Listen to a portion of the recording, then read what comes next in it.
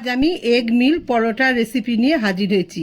বাচ্চারা যখন রুটি বা পরোটা খেতে যায় না, তখন আপনারা আমার মতন এরকম এক পরোটা বানিয়ে দেখতে পারেন। খেতে খুব সুন্দর হয়, বাচ্চারা খুব খুশি হয়ে খাবে। তাহলে শুরু করা যাক রেসিপিটা। আপনারা শেষ পর্যন্ত থাকবেন আশা করি প্রতিদিনের মতন আজকেও আমার রেসিপিটা আপনাদের ভালো লাগবে। নমস্কার, আমি কেয়া কিচেন ইজ ইওর চ্যানেলে আপনাদের সবাইকে আবারও একবার স্বাগত জানাই।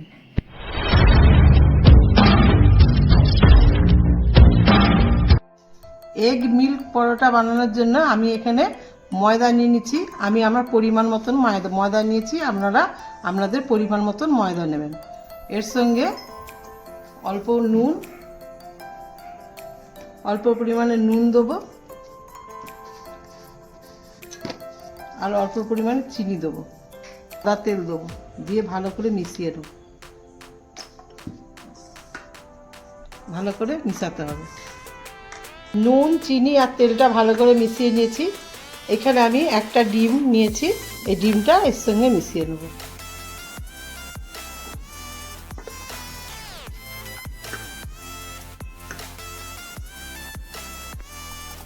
একটা ডিমকে ভালো করে ময়দার সঙ্গে মিশিয়ে নিয়েছি। এবার আমি এটাকে মাখবো, এই জন্য গরম দুধ নিয়েছি। গরম দুধ দিয়ে ভালো করে এটাকে মেখে নেব। অল্প অল্প দেবো, দিয়ে ভালো করে মিশিয়ে মেখে নেব। ভালো করে মাখা হয়ে গেছে। আমি এবার 10 মিনিটের জন্য এটাকে রেস্টে রেখে দেবো। 10 মিনিট হয়ে গেছে, আবার কিছুক্ষণ মেখে আমি লেচি কেটে নেব। এরকম করে লেচি কেটে নিচ্ছি, একটু বড় বড়ই কাটতে হবে। এবার আমি এগুলোকে বেলে নেব।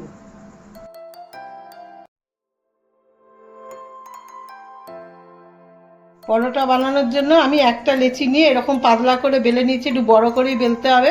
এবার এর মধ্যে আমি একটু রিফাইন তেল ভালো করে মাখিয়ে নেব। রিফাইন তেলটা ভালো করে মাখানো হয়ে গেছে। এবার আমি 1 চামচের মতন গুঁড়ো দুধ ভালো করে ছড়িয়ে মাখিয়ে নেব। আগে ছড়িয়ে দেবো, তারপরে মাখিয়ে নেব।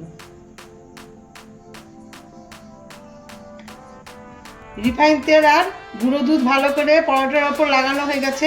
এবার আমি 1/2 চামচ চিনি এর মধ্যে লাগিয়ে দেবো। এবার আমি এই সাইড দিয়ে একটা ফোল্ড করব, এই পাশ দিয়ে একটা ফোল্ড করব, মাঝখানে ঠিক এরকম একটা বানিয়ে নেব। এবার আমি এটাকে পরোটার মতন করে বেলে নেব। আগে একটু ময়দা লাগিয়ে নেব, দিয়ে পরোটার মতন করে বেলে নেব।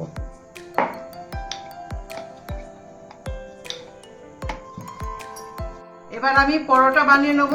এর জন্য একটা তাওয়া বসিয়ে গরম করে নিয়েছি। এবার আমি পরোটাকে ভেজে নেব। প্রথমে আমি তেল দেবো না, প্রথমে দুদিকটা সেকে নেব, তারপরে তেল দেবো। একদিকটা হয়ে গেছে, আবার একদিকটা সেকে নেব। দুদিকটা সেকা হয়ে গেছে, এবার আমি তেল দেবো।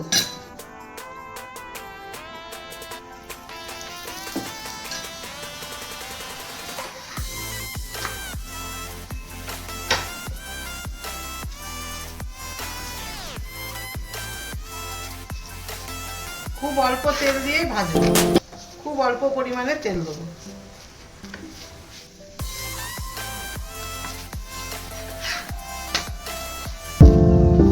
একটা ভাজা হয়ে গেল, এভাবে আমি সবগুলো ভেজে নেব।